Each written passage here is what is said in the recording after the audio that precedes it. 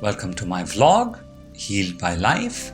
I'm Sam Malik, wishing you peace, joy, and healing. The divine mirror or echo. Man is made in the image of the divine. We have all heard this from spiritual masters. But how can this be if the divine is invisible? Something invisible cannot be reflected. Perhaps then they are not talking about a visual. Man is a reflection of divine actions, attributes, ideals, etc., not form.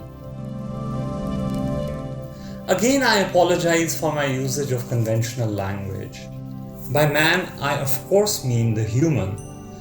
A reflection suggests that it isn't the same, but is similar in some way to that which is being reflected. For example, your reflection in a mirror is not the complete you, even visually. The back is missing. The reflection can't think and feel, it just looks like you. Similarly, your image can be reflected in a pool of water, and the water will create distortion by its movement, etc.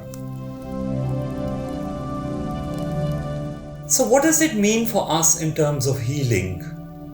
If we, as the reflection of the divine, are experiencing a disease, then there is obviously a distortion of some sort involved, since the divine is not diseased. Perhaps an angle is missing, or the reflective surface is not capable of perfect reflection. Perhaps it's just a shadow and not a reflection.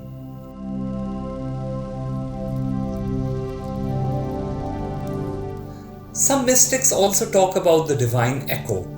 That is, everything is an echo of the divine, each echo more distorted than the previous sound, more muffled, more faded.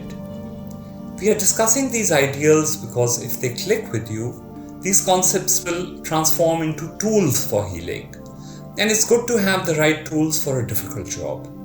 So an atom is an echo of the solar system. The organs are an echo of the astrological planets. The hand is an echo of the body. These echoes and reflections are the stuff that we and the universe are made up of. This is what we mean when we say the point of origin of all life and the universe is the divine. Since perfection belongs to the divine, each echo or reflection is less perfect than the preceding one.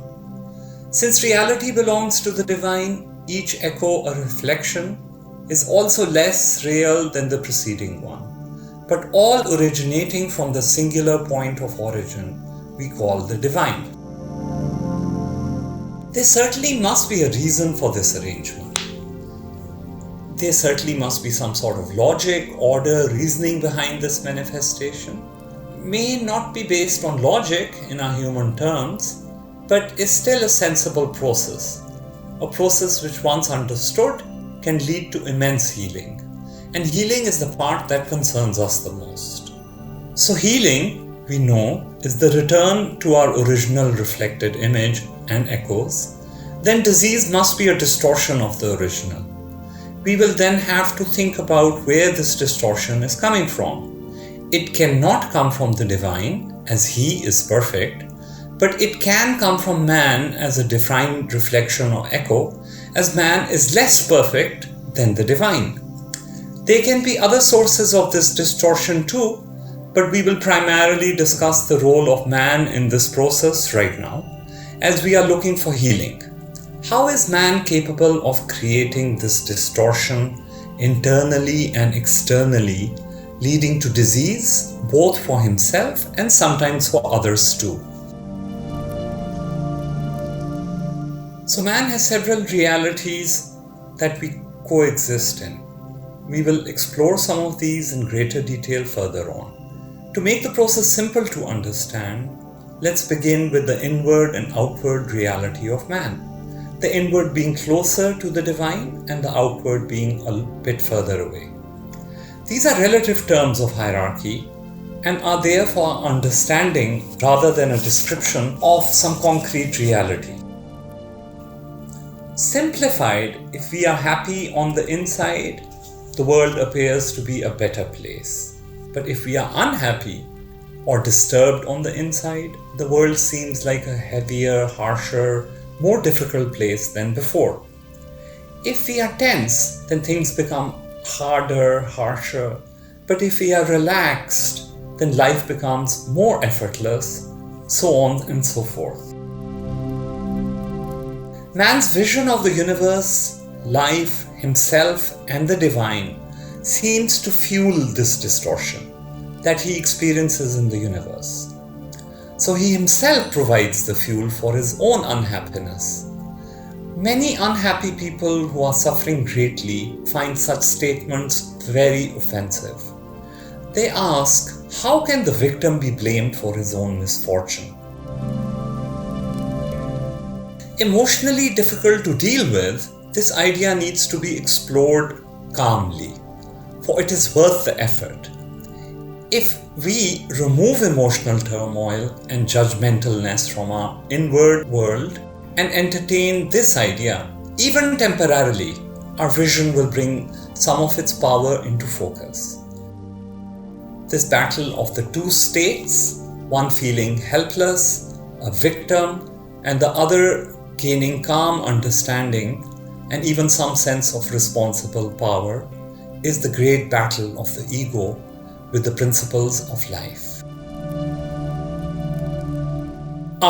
We have reached the word ego, the false sense of self, our ultimate work of fiction, the creation of our own identity rather than an understanding of our place in the universe. So the ego, before we go on further with the ego, we must return to the world inside and the world outside man.